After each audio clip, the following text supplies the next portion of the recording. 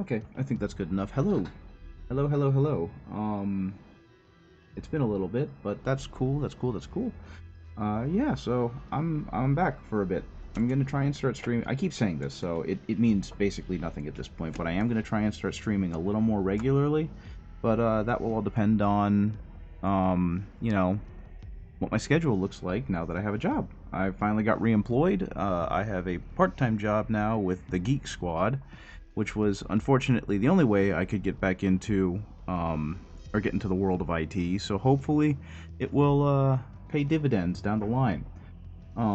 If you cannot tell by both the to-do list and the title of the stream today, there has been some fun news from Games Workshop.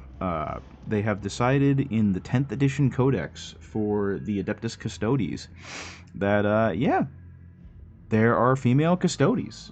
This is a big deal because for most of their existence, all we've ever heard about have been male Custodes.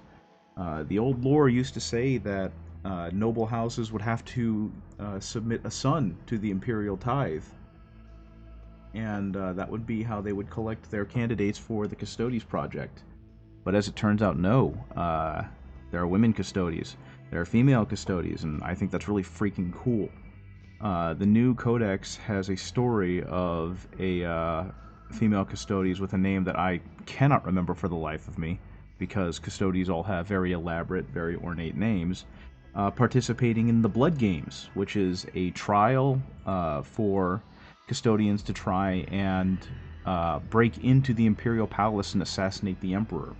The general goal there is to uh, test the defenses of the Imperial Palace and make sure that they are truly impregnable.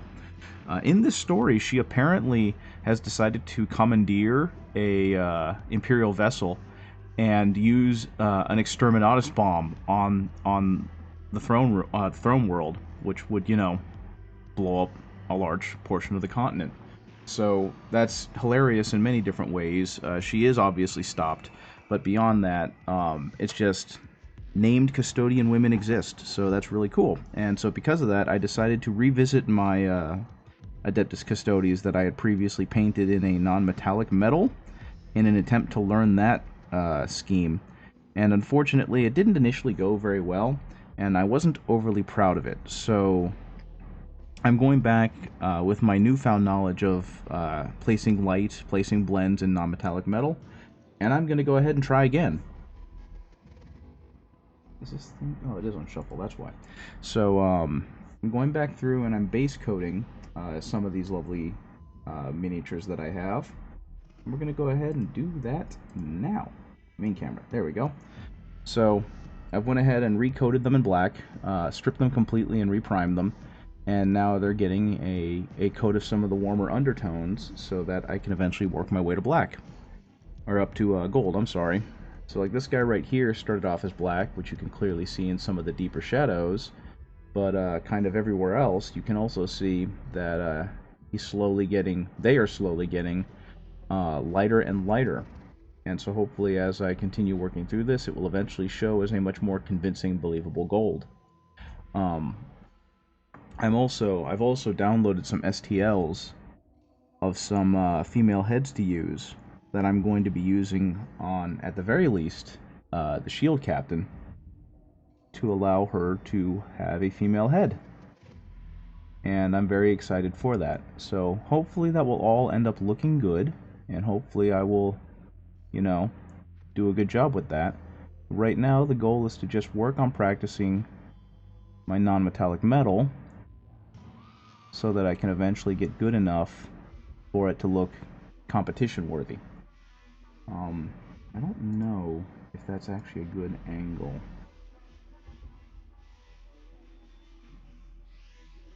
Maybe that'll do it. I think that'll do it. Shutter speed, maybe 1-140.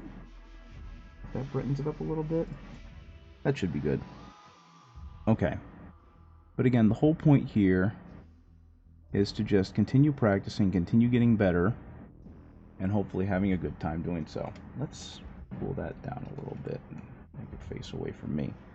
So, unfortunately with this one, I wasn't able to get the shield arm and the sword arm off of the statue, off of the model, without potentially breaking the dang thing. So, I neglected to do that, and instead decided I'm going to try and paint around it. And what that means is some of those parts are going to get a very basic shade in the dark brown, and I'm going to leave it at that.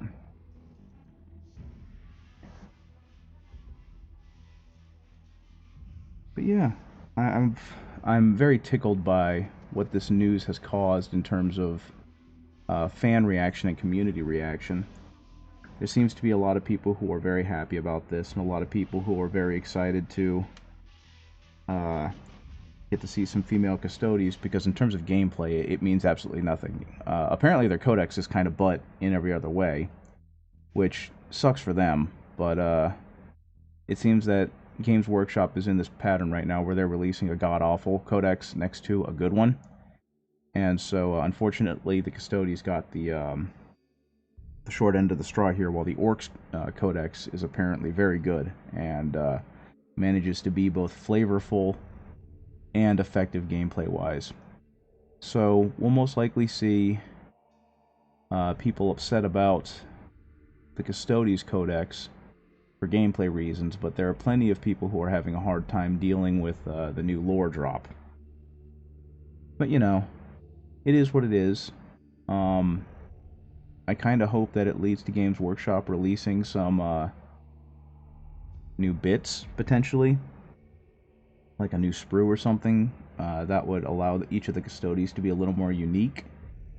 Because Custodies are supposed to have basically a panoply of war that's entirely unique to them, right? They're all supposed to be wearing gold armor, but because of their long service and military history and whatnot, their armor is actually meant to be pretty bespoke to them and them alone. So I would love to see them do like a custodian guard or infantry upgrade sprue that would allow them to have truly unique equipment, and that might also include some bear heads, because I don't believe the custodian models actually come with very many bear heads, if any. And then we might be able to see some of these new female heads, or female presenting heads, if you will. I do know that in the codex, they are definitely including in the naming chart female coded names, so, or feminine coded names, so that's really cool. And that's kind of exciting too, because my plan at this point, other than giving one of my custodian guard a new head and hopefully doing a better job painting them, is I want to find 3D scans of I believe the names are... Hey Darkvolt, how's it going, buddy? Have you heard the news about the custodians? I'm not sure how you fall on the court of opinion either way, but it looks like there was some big lore news regarding the custodians that leaked out a couple days ago, and it's been pretty divisive amongst Warhammer fans. Well, I say that because it seems that most Warhammer fans are excited about it and interested by the change, but a lot of other individuals are treating it like, Games Workshop has betrayed the fans. So I'm pretty excited by it because I just think it's a neat little twist, a neat little wrinkle to the game, and it also means I can find 3D scans of the Golden Girls and put them on like Alaris Terminator bodies and have them march into battle. Been waiting for female Marines for forever. I feel like this is their way of slowly doing that because, their Games Workshop is not an incredibly reactionary company. So, hopefully, what this means is that we will eventually get cool stuff like that down the line.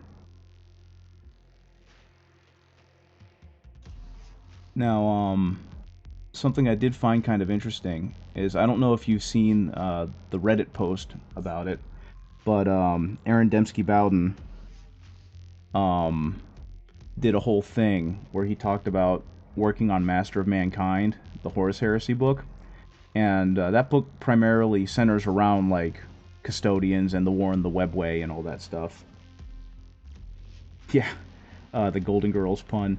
I'm not the one who came up with it. I'm not gonna lie. I'm not gonna try and take credit for a brilliant thing that I found on the social media.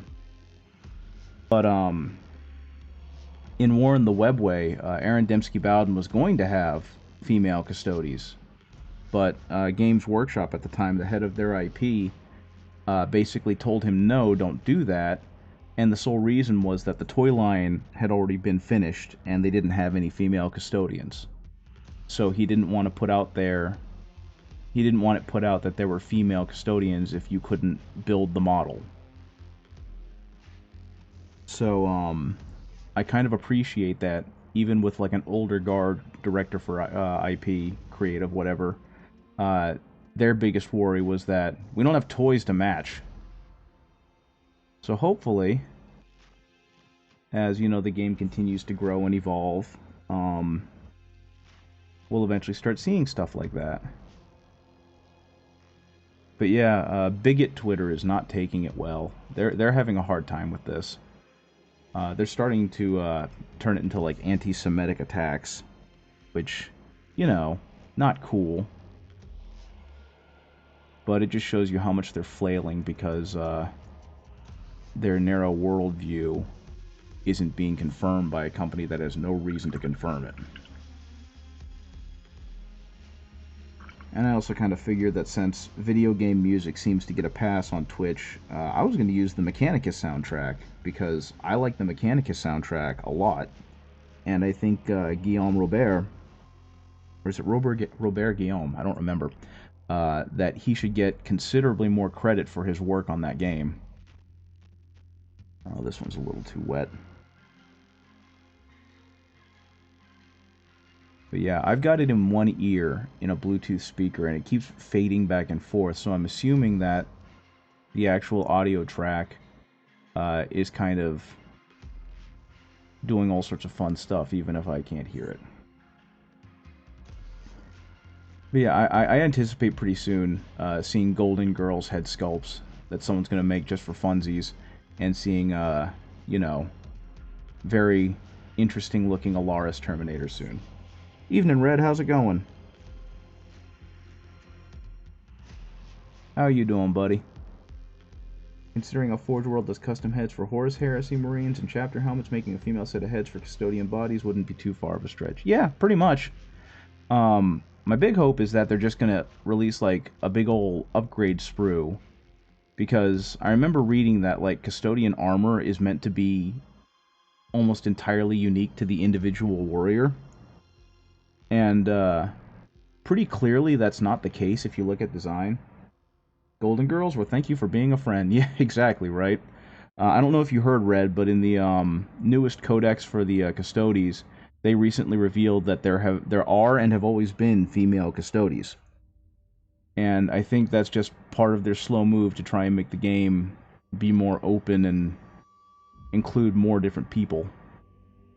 Which I think is pretty neat, but at the same time, I would love to have some goofy customizable bits to make individual custodians more bespoke and more unique themselves.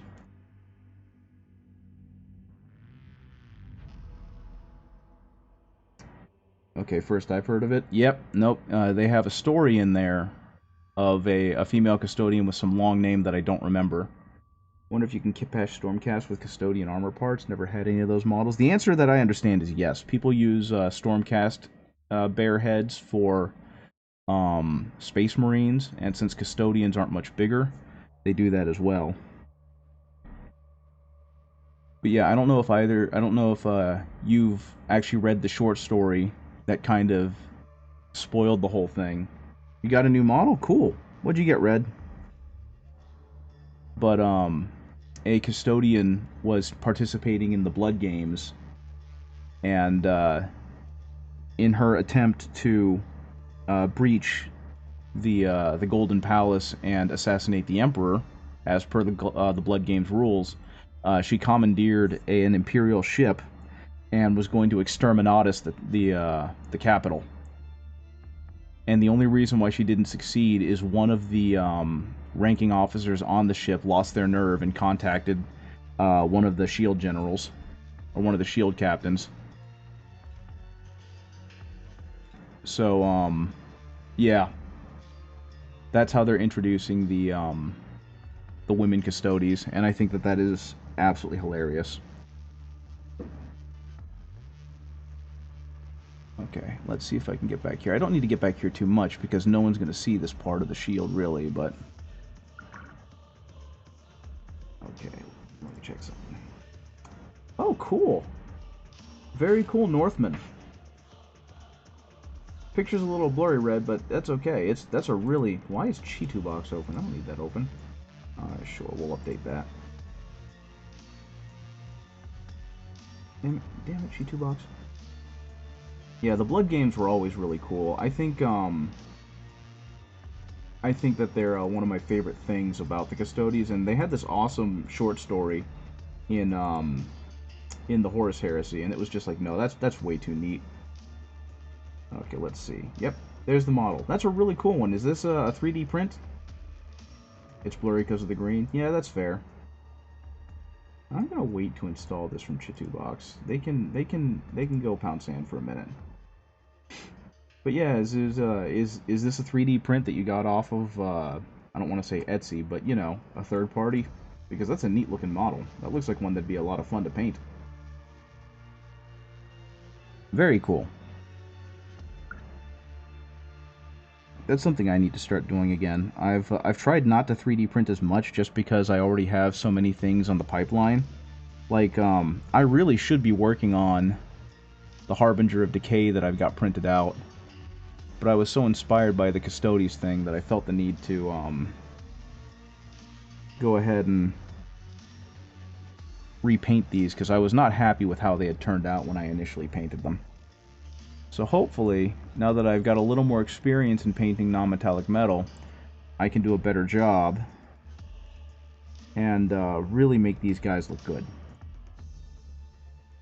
But I suppose we will see.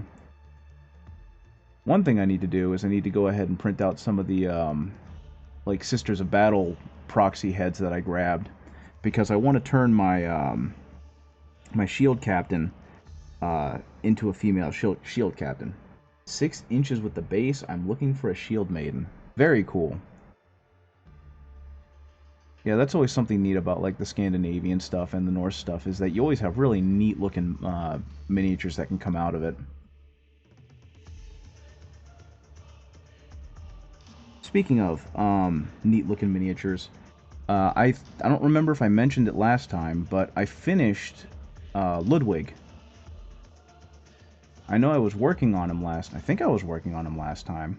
Yeah, I was working on him last time, but I went ahead and finished him.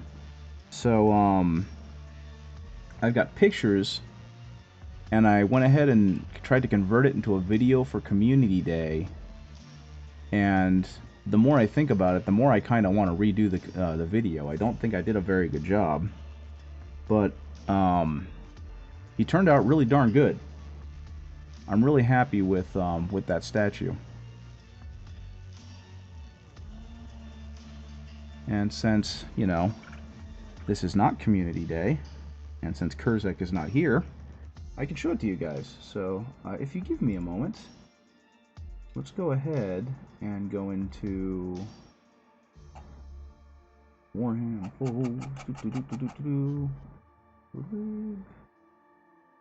Okay, I know I thought I had brighter pictures. Where is... Oh goodness, yeah, that one's real crimson. I think I can use that one. I went back. I forget. Do I do conversions on tanks? I can. It's not that hard to kit bash them. Is this it? Yeah, that's it. So we're gonna make that real. Actually, you know what? Screw it. Go ahead and install the damn thing. Yep, that's the right window. Boom. Boom. Okay. There he is. There's the boy. There's the lad. So yeah, that's what it ended up looking like. I think it turned out really good. I ended up going back and highlighting a little more some of the elbow bits, like the blood on him, on his face. Yeah, I think it turned out really good, and I hope Kurzak likes it. Like I said, I sent it as a video this time, and the video is a sped up version of me speed painting the whole thing, and then like an okay turnaround at the end, or at least of me using the camera to pan it. Uh, okay, I'm asking because I've got some lights with a battery pack that I'm not going to use. I'm probably not going to do that because I don't have any tanks, and I'm probably not going to get any just because I'm kind of done collecting with my Space Marines for now, and I'm not starting an Imperial Guard army anytime soon. So while I appreciate the offer, you might want to find someone a little closer to you that might make use of those things. But yeah, right now my focus is, honestly, my focus should be on getting my Bloodborne, or not my Bloodborne, my Cursed City minis painted up, since I have done nothing with those in a while. And I really want to get those guys. Can use them on rhinos. That is a vehicle I don't have. I have an Impulsor that's already built. I have a Repulsor Executioner. I have a Land Raider that was already kind of beat to shit when I got it. And I have a Vindicator.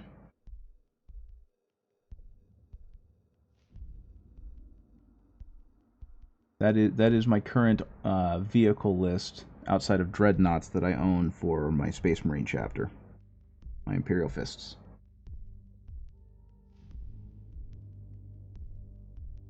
And I honestly don't want to, like, I don't know. I don't think I want to take them apart and try and put new electronics in them.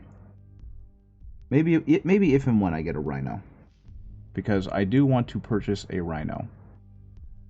Okay, am I hitting this well enough? I can't even tell anymore. I think so. So this Winsor & Newton brush has turned into my crappy dry brush for layering on colors for my non-metallic metal recipe. And hopefully this will all turn out okay. I think I need more brown though. I think I'm running out, and that's making the orange come through a little too much. So how have you guys been? It keeps feeling like I show up for like a week and try and show up again, and then I disappear. And so I haven't seen or heard too much from anyone. How are you guys doing?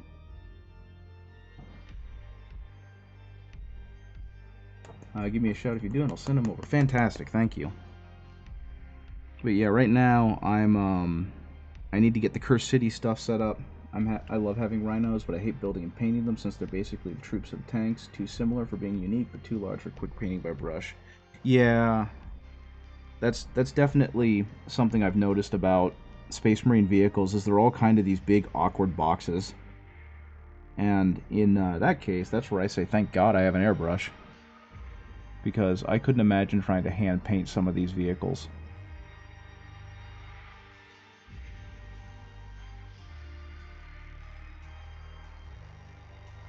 Okay, we're gonna go ahead and... By the way, music's not too loud, right? It's coming through fairly powerful in my ear, but I've also got an earbud in, like a wireless earbud. And so I don't know what the volume is actually truly like for anyone who's listening.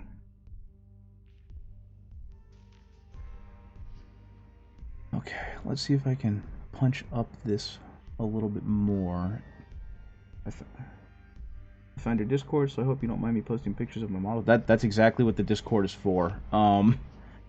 Back when I first started streaming, people wanted to show off their models, and so they told me, hey, you should make a Discord. And I went, okay.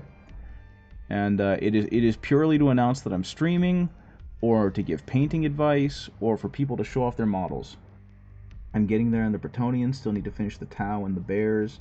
I take one look at them and think, nah, not at the moment. That's fair. I'll be honest, seeing some of the Tau models, I really want to make another Tau army.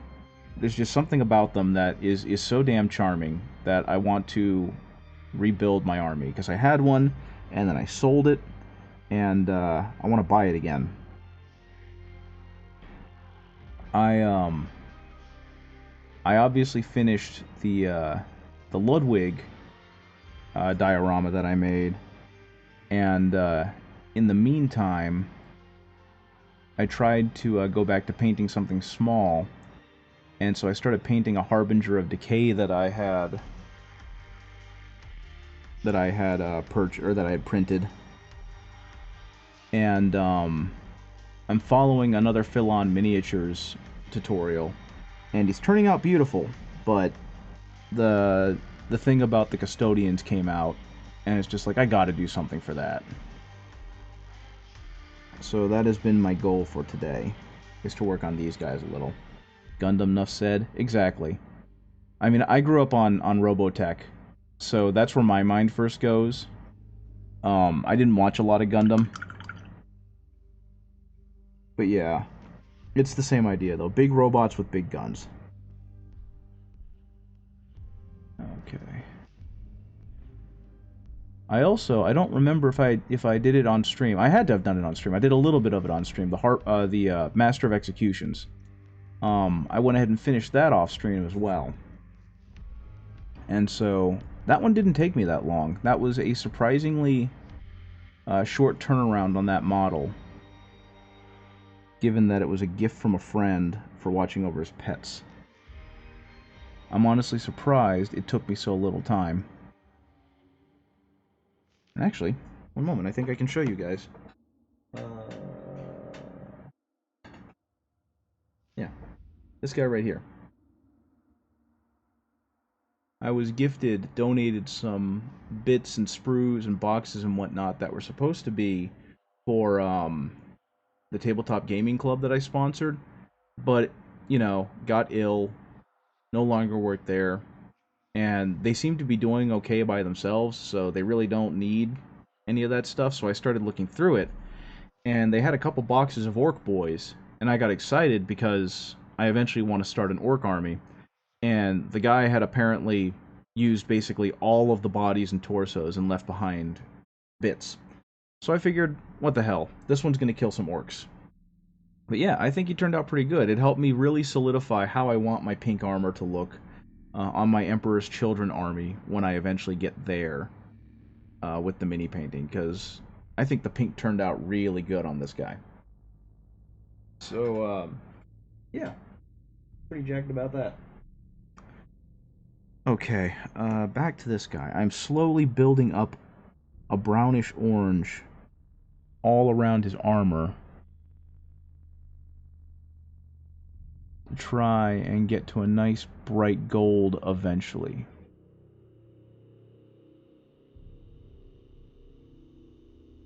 Now I'm running out of orange.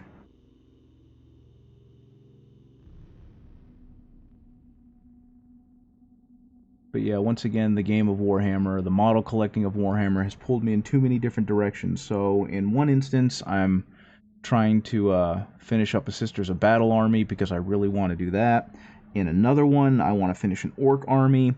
In another direction, now I've got these Custodians that I'm repainting, and this eventually will give me enough. Hopefully, if this goes quickly enough, it'll give me enough encouragement to finish the Sisters of Silence I have, and to finish the 3 bikes I've got. And then I've got the Turnip 28 models I need to finish painting. This is why I stubbornly stick to just my Dark Angels, because everything is so tempting. I know, right? I don't want to say it's the worst, because that sounds like a really goofy example of first world problems, but it's just, there's so many pretty things to collect and to paint. And Games Workshop just does such a good job of making it appealing. Yeah, it really is a candy store, and being an adult with discretionary income did not help with that. Oh, and on another little bit of news, since I did finally get a job, I was finally able to find employment, I decided to reward myself by going out and buying a Mini. And this one's special because I've wanted this one for many years now, and I decided that next year I'm going to enter a Golden Demon contest at Adepticon. And I don't really plan on winning anything. I'd love to get notable entry, but I really just want to see my Mini in a cabinet. So I went ahead and bought something, and now I own this. And I'm very excited to paint this because it's a freaking cool diorama in and of itself. And my plan, hopefully, is I've got it basically all primed and whatnot in sub-assemblies. But my goal is to spend like a couple weeks on each individual mini because I have basically a year to do this. And then after I put it all together, set it up so that I have like, how much did that set you back? Was $104, which was on a little bit of a discount from what it was supposed to cost because of the local game store. But I feel like it's going to be worth it because I'm going to be spending almost a full year working on this on and off. But my goal to kind of zhuzh it up to make it more interesting than just a typical Triumph of St. Catherine is that I'm going to get like a plastic bowl and put it on top and then use that to create impact craters against like the holy barrier that these ladies are creating. So there should be like melta shots just kind of hitting the barrier and melting off. There can be like bullets and the sparks and the spangs of that coming off. Just, I'm going to try and make it look like they are being attacked with a hail of gunfire, and because of their holy devotion, it's all just kind of bouncing off of the barrier. So I don't know how that's going to look. I don't know if it's going to work. If not, then oh well. If it does, then I'm going to have a really cool entry for Golden Demon next year. Now, I will say the one thing that scares me about it is that Golden Demon is the best of the best, man. I keep seeing YouTube content creators talk about their Golden Demon entries and how much work they put into them and how detailed they are. And all I can think of is, like, I'm not there. I am not at the level of these artists. But there's nothing stopping me from entering. So, I'm going to enter. Because no one can tell me no. But yeah, Adepticon happens in, like, March. So, I've got quite a while to try and make this all work. And I think by March of next year, my painting skills should be such that I could do a pretty solid entry. At least that's the plan. We'll see how that all plays out. You know, nobody's allowed to tell you you can't do it. You can do what you want. Exactly. And like I said, as much as my pie in the sky goal is to get a notable entry, or you can get part shield domes, which I've seen on the Tau. Yeah, I've thought about that. I'm a little confused as to the actual rules with that kind of stuff because it seems like they don't want you using any third-party stuff unless you make it yourself. And so that could be a thing of disqualification. But I've also seen people use custom basing stuff that they got from third-party sources, and the custom bases look fantastic. Like they're using like rock formations and bits and bobs of plant matter, and it's all stuff that they got from non-Games Workshop sources. So I need to look at it again and see exactly where they stand on non-GW materials. Because if I can do that, that would make life a whole lot easier. But like the one who did win Slayer Sword at this last Adepticon, he had taken a Vampire Lord and made the model have like a top half and a bottom half. And on the bottom half, it had like an empty set of armor that was supposed to be his reflection in a lake. And the way he made that was he just straight up 3D sculpted and printed it himself. And that's just bonkers to me, that someone would do that. There's a certain percentage of non-GW stuff. That's what I also thought. Like, I didn't know how much it went into, like, non-GW terrain and how much it went into non-GW bits. My only thing I remember reading was that if it is non-GW, you have to make it. So, I don't know. I'll find out later. But right now, I just wanted a really good excuse to buy a Triumph of St. Catherine, and now I have one. And right now it's in 1,000,000 bits in my little, or it's in 1,000,000 sub-assemblies in my basket. And I'll get to working on it when I finish doing these Custodes ladies. These repaints of these Custodes. And I'm hoping that the gold on this comes through as a very warm gold, because of the amount of orange I'm trying to really saturate some of these pieces with.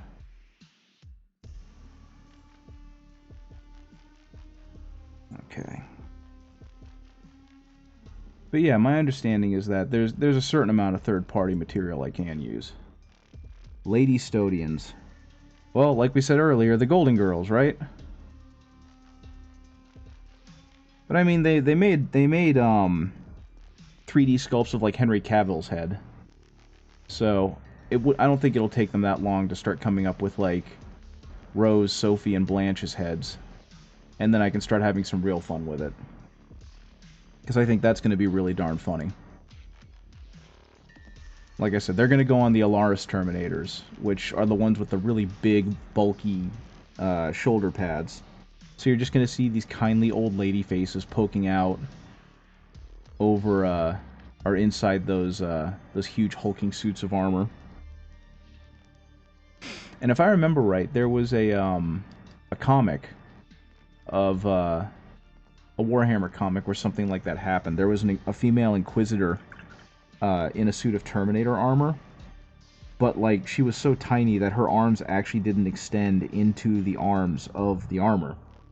3D sculpt of Henry Cavill's head, for fuck's sake. Yeah, I mean, he's been a pretty big voice for Warhammer. So I'm not surprised that people have made 3D sculpts for him. Like they've done ones for Walter White too. They've done a couple of them. And it just goes back to the goofiness that is the fan base.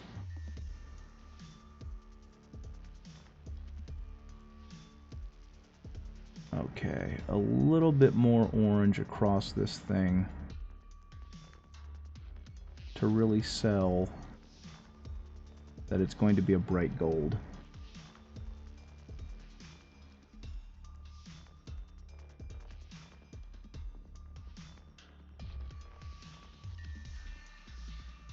But yeah, I was also pretty happy to see Cerberus XT's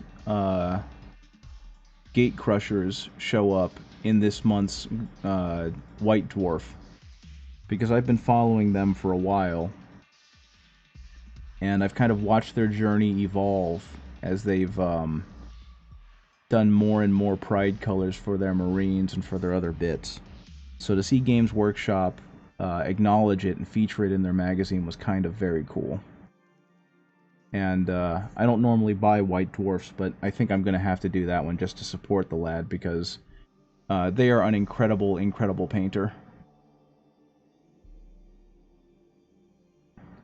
And yeah, I just want to say that, hey, I help support them. Okay, a little bit more of the orange, a little bit more of the orange. And then after this, it goes into like an orangey yellow, I believe. Because all I'm really doing is giving this a thorough dry brush.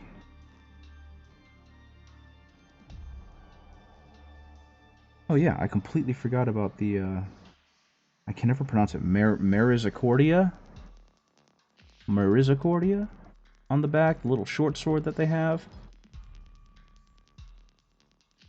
But yeah, my understanding with the Codex is the Custodes kind of got a little bit knocked around, and their Codex is not very good, which is unfortunate. But like they made the squad smaller and more awkward. They made them cost a little more. They took away some of their abilities that gave them durability.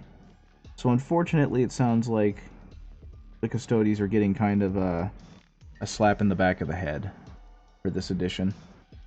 Which stinks, because my understanding is, while they've done well recently in tournaments, they haven't always been that great a faction to play. And it wasn't really until like near the end of ninth edition that they started becoming fun. So yeah, sucks for them. I probably would have more sympathy for them, but I'm an Imperial Fist player, and we haven't been good since I started playing about 4 or 5 years ago. So, eh. I mean, I also saw the Dark Angels didn't get much going for them either. It makes an army cheaper to buy. Yeah, I know, right? Between the Lady Custodians thing and the Codex kind of not making them good, there's a lot of people supposedly selling. But I don't know.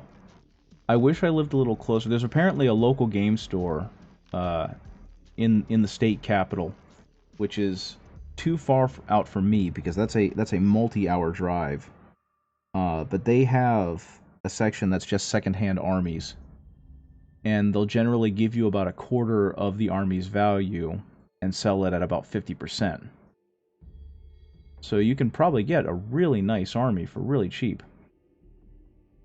Raven Wing got hit hard. I wouldn't know. I haven't really been following the Dark Angel stuff. How would Raven Wing get hit hard? That's going to be kind of funny because the person I painted Lionel Johnson for, he just bought a ton of bikes because he wants to have a Raven Wing section to his Dark Angels army. Though he's also not super interested in playing the game competitively. He just likes collecting the minis and painting them. Okay, what else can I do here? Because I think, in terms of the orange, I'm pretty much there. Okay, so the next thing, I guess, is this lad. Gonna go ahead and paint me up.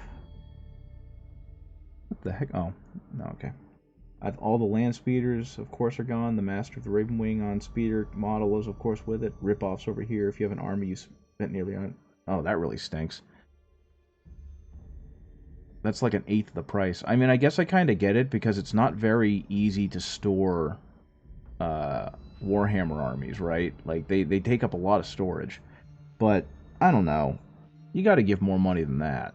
That just feels exploitative.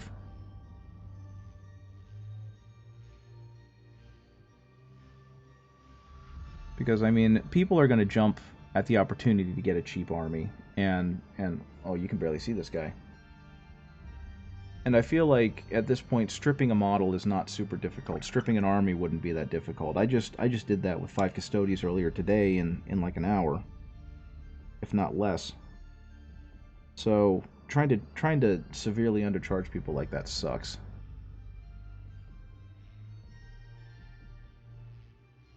Go. There we go. This is much easier when they're not attached to them.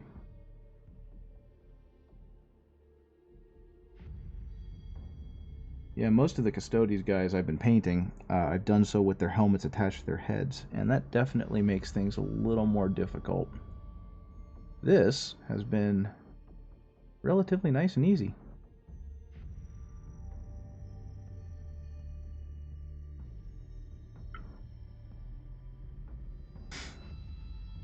But yeah, I think one day I'm just gonna have to travel down to, I mean, I've told you guys I live in Virginia, down to Richmond, and see what kind of stuff they're offering.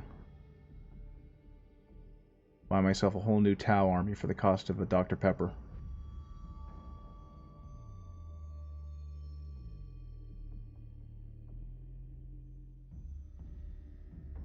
There we go. That orange will definitely bring that pop back out.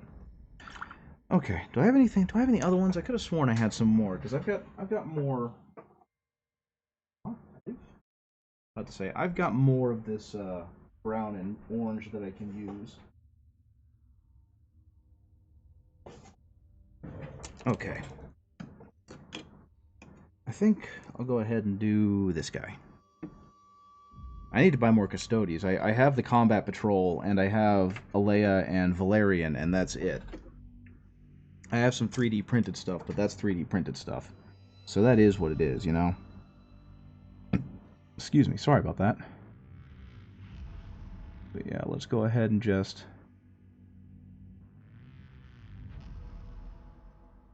Get some of this on right here.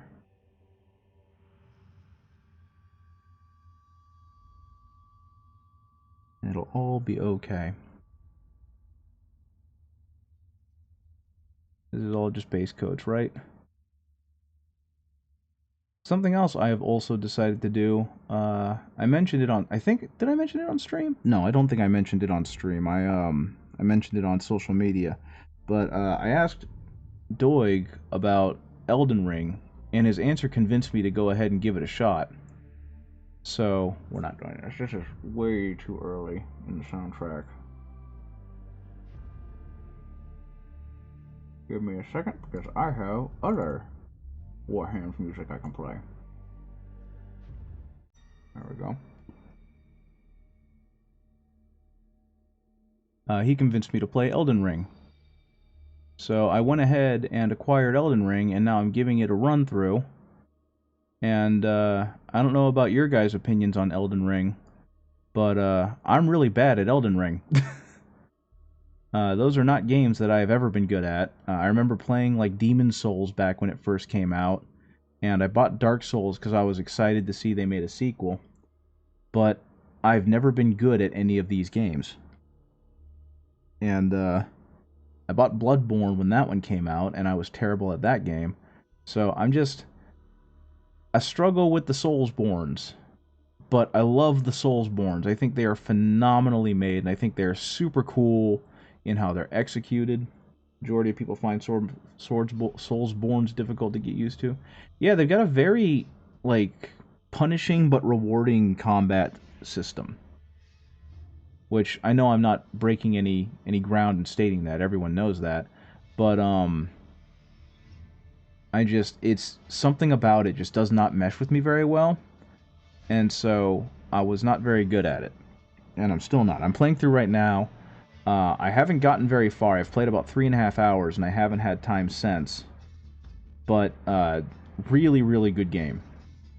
Definitely gives that feeling of, like, old school fantasy. And I kind of dig it so much. I also made the mistake, I'll call it, of playing as a, I think it's called a Wretched. Because they always have that one class that just starts with nothing and is absolute dog shit, and you've really kind of build them up from nothing. So instead of being like a warrior or a wizard or a rogue or whatever, I started as a naked person with a club. And, wow, you know, for an official OST taken from getting the game, this is a very tinny version of the soundtrack. Hello. Alright, no, that, how do I get rid of this? I don't want this. I don't want to reply. I don't want to send this.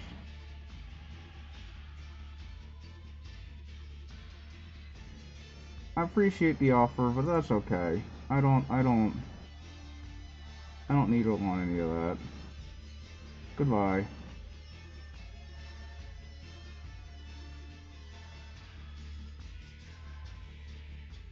I don't need that kind of advertising on my channel, thank you.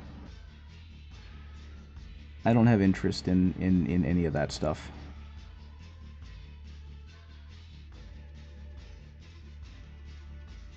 But yeah, I don't know. I mean, I saw that, Red, you said you'd never played the games. I think you would enjoy them. They've definitely got that, like, old school fantasy feel about them. Specifically Elden Ring. My understanding is that it was co-written by George R.R. Martin. And he was able to give it some more fun pizzazz to it. I don't know how into Game of Thrones you are. I was not, but, you know, it's became a huge part of the cultural zeitgeist for a while. The story is not super important as I understand it anyway. It's just kind of, you know, field dressing for the world and why your character is what he is and why they're doing what they're doing. But it's interesting to see, kind of a Soulsborne game that isn't in a world that's like in the aftermath of being destroyed. Because that was always my recollection of those games, is that everything's gone to pot, and your character is just trying to sift through the wreckage to figure out what happened. Of course, anyone in chat, correct me if I'm wrong, because I don't know the games very well.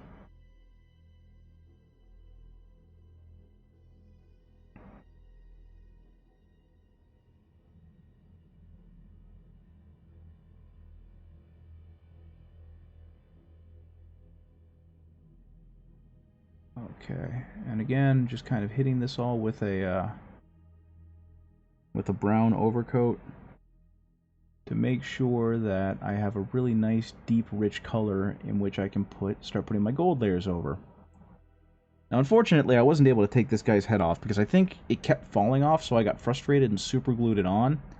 And the IPA wasn't breaking up the super glue quickly enough, so I just kind of ended up leaving it on there. And that's fine. These are just supposed to be, you know, the Custodes line troops anyway. So I'm not too worried about how pretty this is all going to look. I do know that I kind of want to repaint Valerian and Alea, but they're in a display cabinet right now, so I'll go get them later. And I think my Sisters of Silence are just going to have to look kind of janky. Okay, there we go there.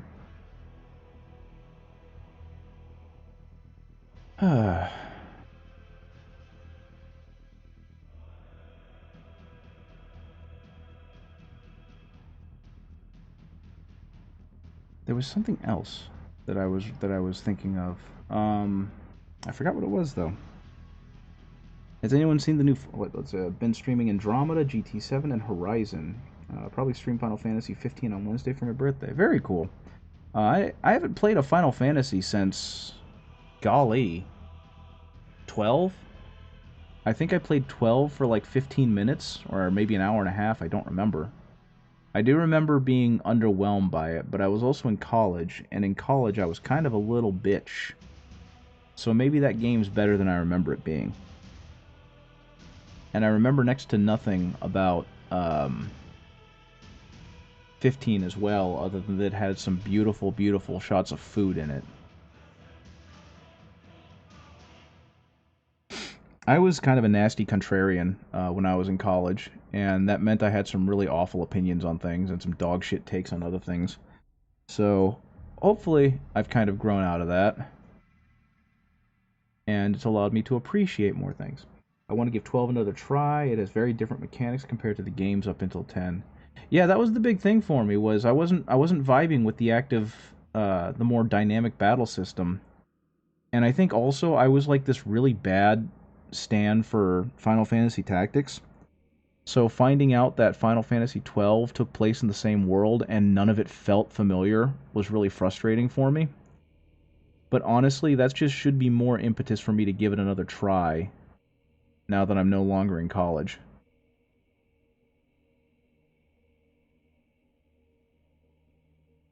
But yeah, I feel like Final Fantasy has always been kind of a really good game series, and I abandoned it once I started getting into like adulthood, and I really shouldn't have done that. 7 and 8 were the best. Yeah, I've heard a lot of people say that. I played 7 a lot. I beat it when I was a kid, and I didn't really like 8, but that's because I was too young and impatient to really appreciate it. So that's another one I want to give a shot. I have a friend who did recently. He's a little older than me, but his opinion was that the game was fucking stupid. So that was his take on it. And you know, everyone's entitled to their own opinions, and I guess that was his. But I also keep hearing that, what is it, 14, the one that ended up getting kind of a reboot, the MMO. I keep hearing that that game is a horrific time sink that can really like latch itself into you. So I'm kind of interested in trying that out, but I honestly don't have the time. And I do have the remake of 7, and that's another one I'm interested in playing. And I have that actually installed on my computer. Well, I think, is it installed or is it just downloaded? I don't remember, but I have it on my computer, and I have yet to play it. And it's mainly a time thing because, again, I started playing Elden Ring. I've been playing a lot of Helldivers. My extent of 14 is me playing with the benchmarks, making characters, and watching the animations with them. I mean, that sounds like fun. So yeah, at some point, I'll give it a shot. At some point, I'll find friends to be able to play it with. And at some point, I will finish this guy and move on to the other one. Okay, so it looks like I pre-drilled the hole, or I drilled the barrels on quite a few of these guys, but I know for a fact I didn't drill the barrel on one of them. And I'm not sure why, other than I forgot. So I guess that's something I'm going to have to do. Yeah, for a little while I was trying to find some kind of MMO or something to play with my wife. And that didn't end up working out. We downloaded Elder Scrolls Online, and unfortunately just did not have fun in the opening, so we just gave up on it. And I ended up returning both copies on Steam, which is the one with the character looked like Orko from He-Man. That was rubbish. Completed that one in under 30 hours. I just wanted it over and done with. That's Final Fantasy IX, and my understanding with that one is that one's really well liked because it's more of a callback to the original ones. Man, I recommend Guild Wars 2. You can try it for free. I did play Guild Wars 1 back when it came out, and it didn't do much to hold on to me. I actually ended up giving my account to someone else because I had a friend who was playing it with his friends, and they needed one more account, and instead of making him buy it, he just asked for my password. But I've played Guild Wars 2 since beta. Wow. Hey Arya, how's it going? How you doing? Have you heard the news about the Custodes? The new lore drop? What am I doing? 2 is different in mechanics and it's available on Steam. So in the new Custodes Codex, Arya, they've announced that, or they didn't really announce, they just included them in there. There are female Custodes. Like, they basically just decided that, nope, there's always been female Custodes, and here are some cool stories and some cool fiction about them.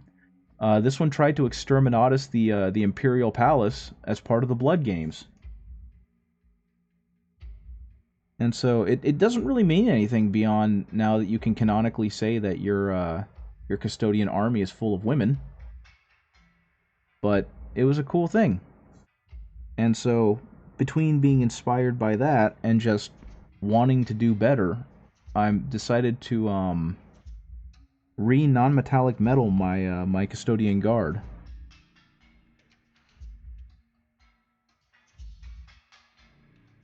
So that's what I'm doing right now, is just going back through and kind of dry brushing on the non-metallic metal on these guys. Well, in doing Celestine, I kind of learned a much more simple, much less work-intensive non-metallic metal formula. And it involves, you can probably tell that I'm doing it right now, but it involves a lot of dry brushing with a brush that I ruined. Because I don't think I did it on stream, but I originally tried to paint Celestine, excuse me one moment, using a recipe and a tutorial that I got from Flame On Miniatures. And after trying it on one of the Gemini Superia, I realized I couldn't do it, and it was really frustrating me. So I kind of set them aside for a really long time. But I decided I really wanted to get them done. I needed to get them out of my backlog so I didn't see them and, get really upset every time I did. So I pulled the Gemini Superia back out, and instead of doing the ultra labor-intensive, super blended version that Flame On Miniatures did, I just kind of did it the laziest way I could. and it ended up looking okay. So I did the same thing with Celestine. And now I have a non-metallic metal battle-ready Celestine. So I can't be too mad.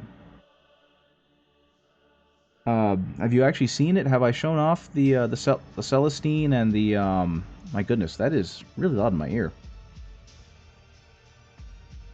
Yeah, I have a bad habit of like buying models and getting really excited about them, or acquiring models and getting really excited about them. And unless I have the time to just sit down and work on them, they get kind of shuffled away because some other shiny catches my interest. But I'm pretty happy that I finally managed to get those done, and they can now be part of my army.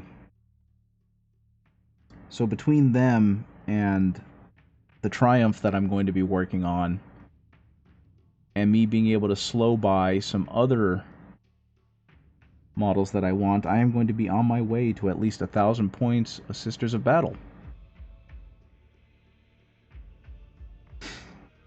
But yeah, I don't remember. Did I show off Celestine and her attendance on the channel yet? Or on stream? I don't have a recollection because everything's kind of becoming a blur.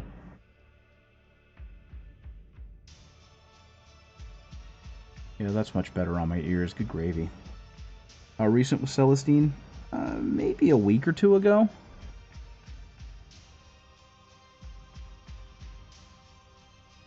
Not too long ago. This definitely happened. Nope, haven't seen her. Okay, give me a second. She's sitting in a drawer behind me alongside the Gemini. But yeah, I'm not wearing my glasses, so everything's kind of fuzzy. Is the orange on these starting to like pop a little bit against the darker brown?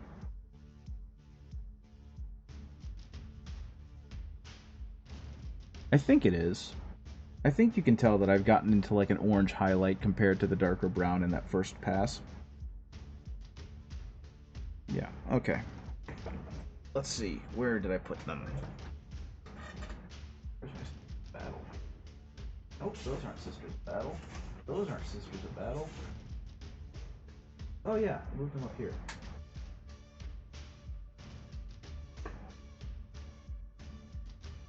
Okie dokie, so just for reference, this was the Gemini Superia that I did where I really tried to make the blending look nice and I really tried to make it look smooth.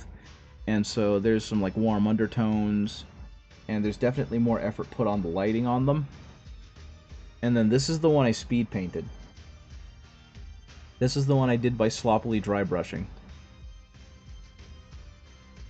So I think they turned out okay. I think I'm pretty happy with how they looked. Even the non-metallic metal on their packs is completely dry brushed, like very sloppily, completely dry brushed. So I think they turned out pretty okay, given how little work I did on this one versus this one. But yeah, that's the Gemini Superia, and then gave the other brushes a go, and they're all great, fantastic. I'm going to definitely have to get me a set because I don't want to continue to spend a lot of money and destroy Winsor & Newton brushes. And this is Celestine.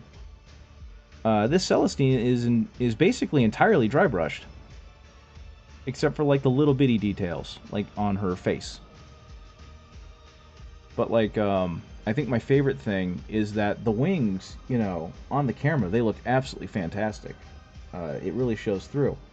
But when I first tried to do the wings, I was really fastidious about trying to get like the blends on the non-metallic metal and whatnot with the darker shadows and reflections.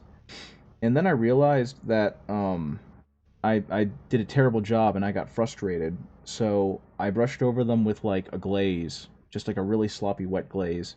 And then I dry brushed increasingly lighter colors across the wings. So yeah, I'm pretty happy with how Celestine turned out. Oh no, her thumb is blue. I didn't notice that. Celestine's got a blue thumb.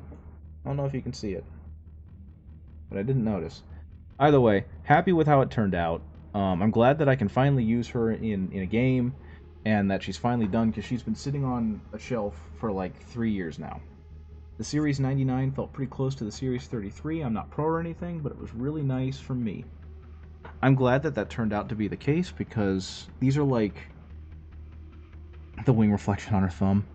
Uh, the Rosemaries that you bought are like a tenth of the price of what I've been spending on Winsor and Newton brushes. So the fact that they're apparently just perfectly fine makes me extremely happy because now I can start buying not prohibitively expensive brushes. The red dot synthetics were wonderful. Even better. Because, especially because I'm going to be needing a lot of fine tips brushes for what I'm going to be working on. I don't know if you saw Aria, but I finally bought the Triumph of St. Catherine. And I'm anxious about painting it up as best I can. I'm so scared of that model. I've already got it uh, uh, uh, into sub-assemblies and like set up for painting, but it's just like, man, that is an intimidating ass model. I have faith in me too, which is on brand for the Sororitas. I'm hoping that I'm able to do cool stuff with it and to make it like stand out on a shelf. Because my basing game is very mid, and I'm hoping that I can really elevate it through doing this model. You'll do a far better job than I can? I don't know about that. I feel like maybe with like the technical fine details, maybe. But that's because, you know, I've been feverishly doing this for the past apparently 3 to 4 years. I thought it was 6, but apparently I was wrong. But in terms of, you know, like color composition and whatnot, and just having an overall unified idea, I think you've got me beat. I don't think you should short sell yourself like that. Most of my understanding of color comes from, like, frantically ripping it off of YouTube. Okay.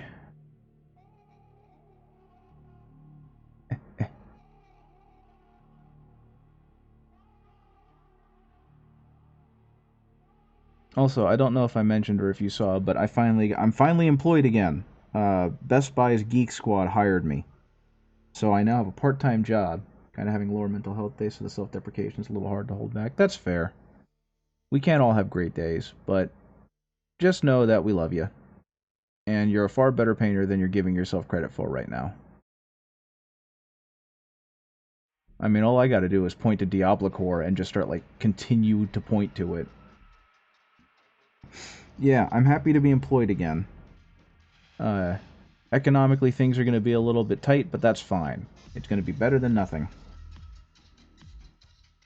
And it's also gonna provide me a nice little, like, intro to IT kind of thing in terms of workflow. And getting to put some of my my training to the test here. Gotta start somewhere. The experience will be good too. Yes, it will. I think it's kind of funny that at the jobs I was applying at, they basically told me, you know, you're overqualified for this. And they were worried that since I clearly had greater ambitions than being like a stock boy at Lowe's, that I was going to leave as soon as a better opportunity came my way. And I kind of wanted to stare at him and just be like, yeah, so is any teenager you hire. The difference is that while I'm here, you know you're going to get a professional who is going to do a good job because I just spent the last 10 years in education, and so I'm not going to give you any worse than that. But, you know, didn't mouth off to him. But these guys actually saw that as kind of a good thing, and they felt like I could model professional conduct for the generally younger Geek Squad team. And overall, that would make their store better, even if I did end up getting another job elsewhere. So, that's something to think about. Okay. Now, one thing that I've been really lazy about is I keep forgetting to paint these guys' gloves, because I've just been making them gold and everything just kind of blends together in a way that doesn't look great. But I'm not going to forget this time. They're going to get, like, leather bracers like they're supposed to wear. Man, these are cool models. Okay. This guy is trying to give us a high five, but unfortunately, he needs a hand. I'm sorry. I'm not sorry. But that's okay. Now, what that means, though, in terms of having the job, is that since I'm part-time, I mean, it's not going to mess with my streaming schedule too much, because right now I don't have a streaming schedule. I'm on, like, once in a blue moon. But what that should mean is that whatever time I would have had is going to be even more restricted. My hope is that it will encourage me to be a little bit more precious with my time that I do have, and I will try and stream more often. And if I do that, what might end up happening is I might start co-streaming with Art by QB, my wife. Because having someone else there to stream with, it definitely makes it more interesting. And allows for better opportunity for like socializing and banter and rapport. But at the same time, she's also looking for a part-time job to help supplement the income. So that might be her only time available to stream too. So we're hoping that we can kind of combine forces and have a more engaging stream because of it. And my other hope is that since my time will be more precious, I'll use it a little more efficiently to learn Blender and Unity. And you'll also be down for a little collabing sometime if schedules work. That sounds great. That'll be a lot of fun. We might be able to do some. Oh, you already have a VTuber, so I'm not sure how we'll get that to work. But yeah, that'd be a lot of fun. We could do like a paint along or something. I found a program via Doig Swift that would allow us to like dual stream our monitors. And I don't know how it works, but it's something that he uses to co-stream with Swifty, and it shows off like what she's doing on one panel, and it shows what he's doing on another. And that way they can both kind of the viewers can watch what they're both doing. So I guess I'll be working regular retail hours, my understanding. Except since they're going to be part time, I'm probably not going to work every day. You've collabed with Atsu several times. Very cool. I'll have to figure out how all that stuff works then, because that would be a neat thing to do. One of the things I obviously will probably struggle with a little bit right now is that I'm by myself, so I've just got to ramble and hope that something I say is entertaining or interesting. And so hopefully having someone to kind of have a rapport with, have a banter with, have a little bit of back and forth with. You're really bad at talking when you stream alone. I disagree. I think you've got a really good handle on it. Like that's kind of one of my things that I'm worried about is that even though I was a teacher and I did learn how to fill voids with talking, that it's just ridiculous, incoherent rambling. You stream alone 99% of the time. Yeah, no, I've seen that. No, I think your stream is really good. It's really fun. It's very chill. At least the times I've been able to hop on and say hi.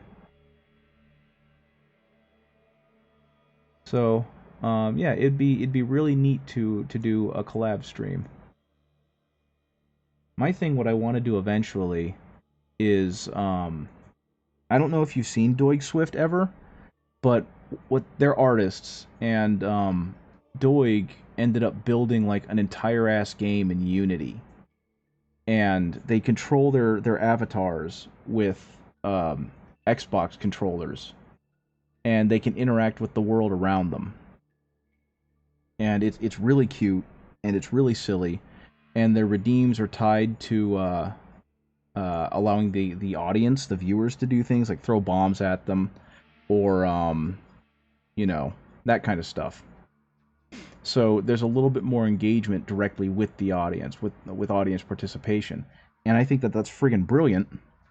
But he learned how to do Blender and Unity to do that, and like right now he's trying to build in a raid feature that whenever someone raids, it kind of creates a miniature cutscene where a ship invades, and it has their their mascot Jellycats on it as like pirate captains, and their job is to the viewer's job is to like do redeems for bombs so they can try and shoot the Jellycats out of the air.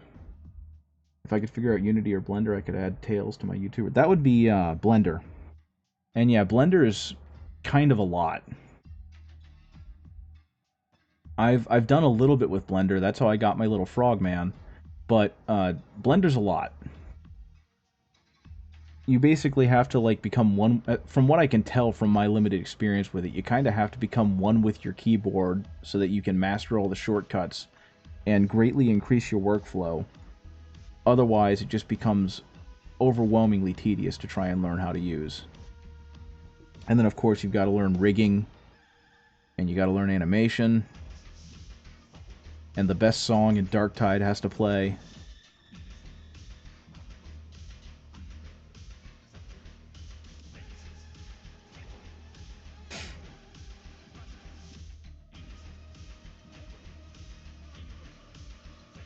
But yeah, I'm interested in that stuff. Those are all things I wish I had learned how to do when I was younger, but I didn't have the confidence to try them. I'd happily pay me to add details if I get it figured out. I use Vroid.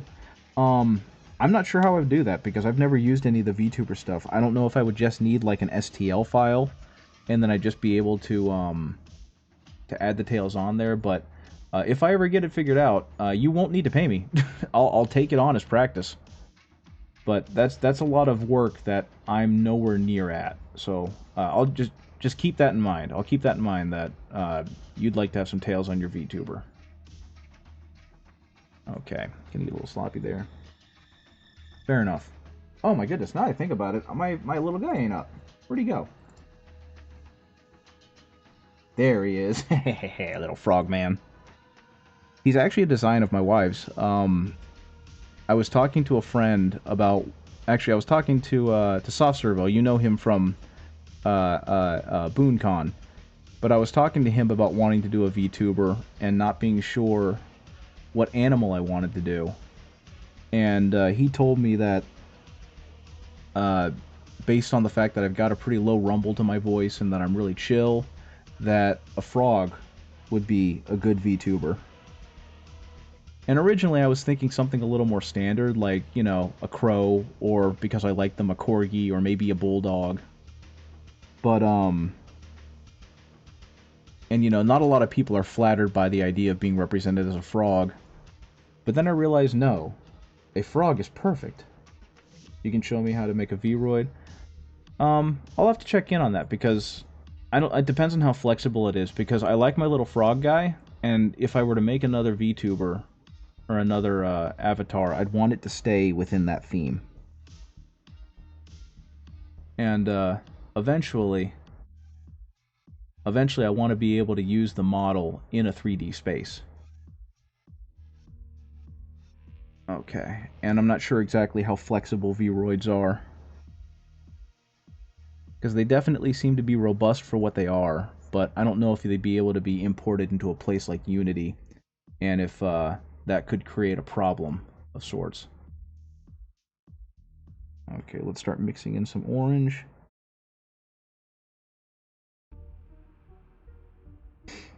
Okay, let's see. And I think, to be honest, I was gonna go ahead and be like all hyper detailed and stuff with this, and try and do it with a smaller brush. But I think what's gonna end up happening is I'm gonna continue using the large brush, and I'm just gonna do the non-metallic metal the same way I did for the Gemini.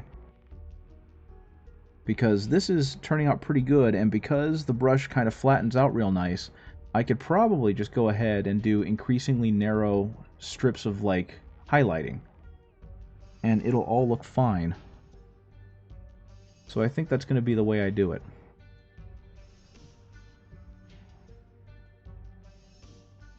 Okay, let's mix a little bit more brown into that orange.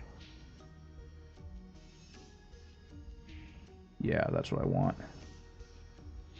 But yeah, I think I've mentioned this before in terms of just general techniquing, is that a lot of it is just kind of muscle memory and the willingness to be messy and screw up.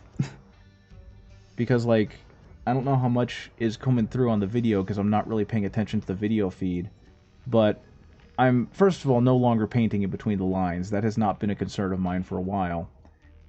But I'm also just kind of semi-confidently, like, throwing paint down where I think bright would be good. And that's how I'm kind of getting these orange highlights in. And I think by and large it's working. It's bringing out the high spots and bringing out the details. But yeah, I'm going to need to go in like 5 minutes. But before I do, like I said, I don't know if you've seen Doig Swift at all, but I'd love to show you a clip of theirs so you can see like what my ambitions are versus what I've got now. Okay. Because they just have an incredibly charming, incredibly cute setup. And it's very flexible. They've inspired a bunch of other content creators to do things similar to it. And no one is doing it the same. Like, no one has a setup that's like theirs, even though they're all kind of dressing off of the same general technique. Okay, let's see. Get a little bit more of that. Since you can actually see that side, let's actually give it a little bit of a highlight. My highlights, my dry brushing is getting increasingly unhinged. I'm happy that this brush is basically kaput already. Okay, there we go. Come on. Okay. Yep, that'll do it. I might have to re-highlight this guy in orange because it looks like it's not coming through very clearly. I'm running out of orange paint. You'd love to have a live 2D VTuber model, but I'm just not a big enough streamer to justify the cost. I know, right?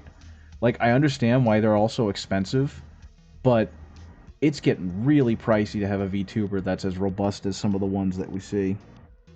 I don't exactly know what a live 2D is, but I'm assuming it's one of those ones that are, like, super rigged up.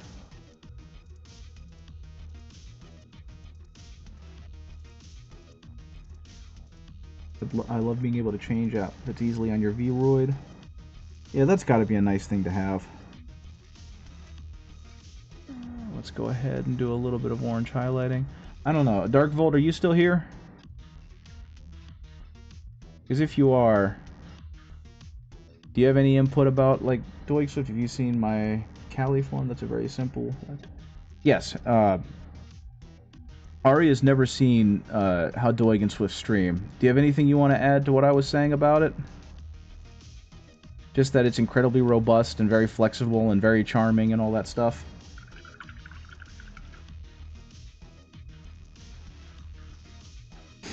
But it is a lot of work because they're basically building it out of nothing. Okay, a little bit more of the orange. And then I'm going to have to be done with this guy for today. And hopefully I can just pick back up with orange highlighting tomorrow.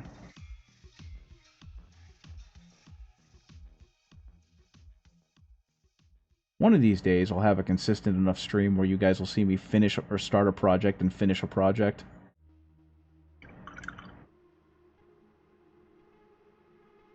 Okay. Let me see if I can find a quick whatchamacallit.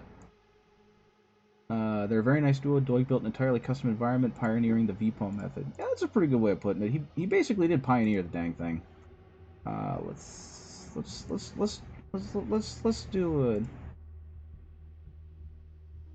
do a Twitter for Doig Swift. Let's see if I can find anything.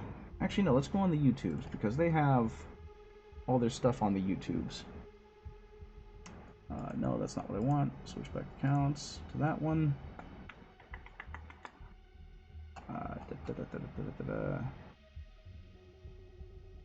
VODs. Have they been putting their shorts in the VODs? Nope, you've been putting it under Doig Swift. Okay, shorts. Just thoughts. The Kofi, RV Clones, Unexpected Guest, Jelly Cat, yeah. Okay, so like just recently, Doig Swift Yeah, if you've ever seen it, they worked on the music video Starlight Brigade. Yeah, they did that one. They've done like all of their music videos have been absolute bangers, and they've been wonderful and awesome. This is not what I wanted, but like yeah. One moment, let me do this. Yeah, there we go. Okay, I don't know if this window capture is going to be any good. That's way off there. So this is what their stuff looks like, and I think it's really friggin' adorable. Let's go. There we go. Locked on. I'm gonna.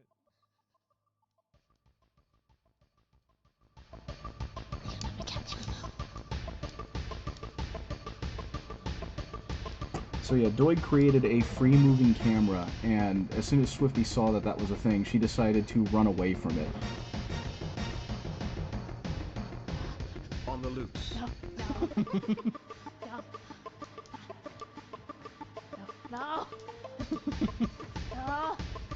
Yes. Ah. Ah. Ah. No!